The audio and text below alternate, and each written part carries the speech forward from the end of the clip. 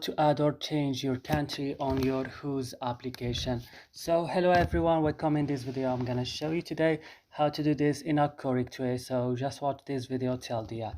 So first you need to open your Houzz application like I'm doing right now. So after that you should come to your profile. Here on your profile you will find like a lot of options. You will just come here at the header of the screen and open your pen icon. So here you will just scroll until you found here country.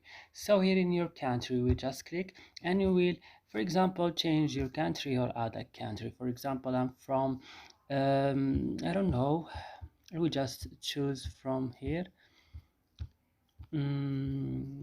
Or anyway, I will not choose any country. So that's it. I hope this video is helpful for you.